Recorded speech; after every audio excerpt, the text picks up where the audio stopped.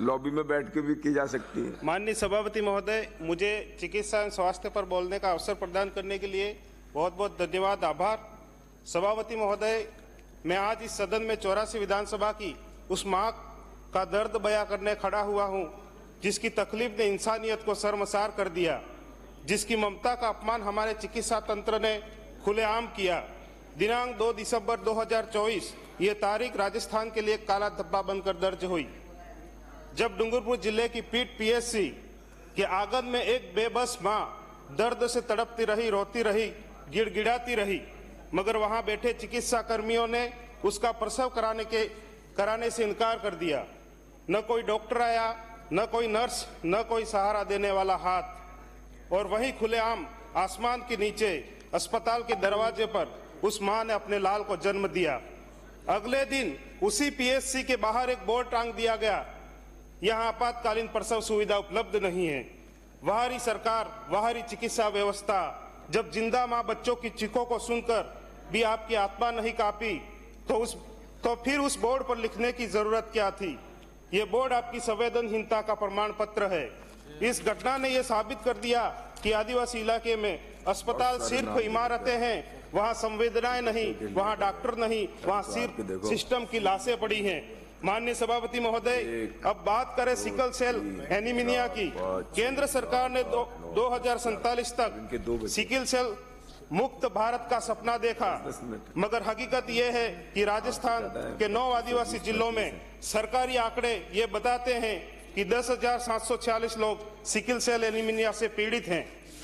और ये आंकड़े तब के हैं जब स्क्रीनिंग नाम मात्र की हुई है।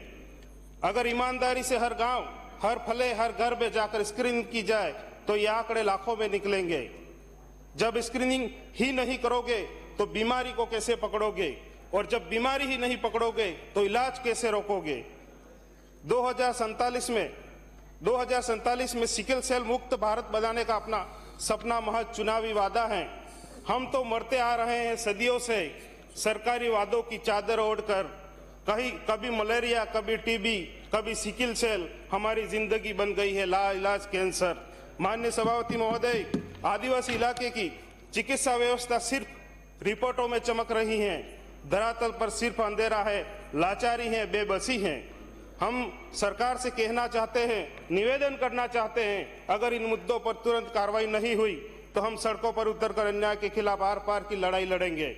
अगर इंसानियत बचानी है तो हमें न्याय दो, अगर आदिवासी की ममता की कद्र है तो हमें इंसाफ दो, वरना हर गांव, हर चौपाल से एक ही आवाज आएगी, बिल प्रदेश बनाना ही आखिरी हल है। माननीय सभापति महोदय, 84 विधानसभा क्षेत्र में स्वास्थ्य संबंधी सुविधाओं की बात करें तो मेरे क्षेत्र में अस्पतालों की स्थिति बेहद ही गंभीर अवस्था में है। कई अस्पतालों में डॉक्टरों की कमी है तो कई जगहों पर स्टाफों की कमी नजर आती है। वहां पर चिकित्सा सुविधाएं ऊंट के मुंह में जीरा के समान है।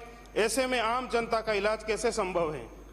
सरकारी अस्पतालों में जरूरी दवाइयों की कमी के कारण मरीजों को गोलियां व कुछ प्राथमिक दवाइयां दे करके संतुष्ट किया जाता है। इसी कारण वहां गरीब मरीज को प्राइवेट मेडिकलों में दवाइयां खरीदनी पड़ती हैं और कई सारे केसेस ऐसे हैं, डिलीवरीज व एक्सीडेंटल केसेसों को रेफर कर दिया जाता है।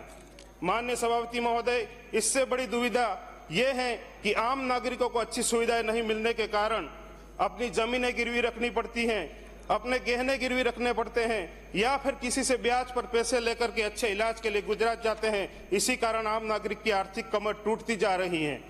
माननीय सभापति महोदय, मेरी विधानसभा में पीएचसी व सीएचसी के भवन तो हैं, पर उनकी हालत बहुत ही खराब व जर्जर अवस्था में है। वहां पर मूलभूत सुविधाओं का अभाव है, इस पर काम करने की जरूरत है। माननीय मंत्री महोदय से विशेषकर दक्षिणी राजस्थान के अंतिम छोर पर बचे आदिवासी इलाके को स्वास्थ्य सेवाओं पर ध्यान देने की जरूरत है। माननीय सभापति महोदय, दक्षिणी राजस्थान के आदिवासी अंचल के गांवों में कई झोला छाप बंगाली 10वीं 12वीं पास करके खुलेआम क्लिनिक खोल रखे उन लोगों ने। ऐसे लोगों की किसकी सेवा पर क्लिनिक खोलने का अधिकार दिया गया?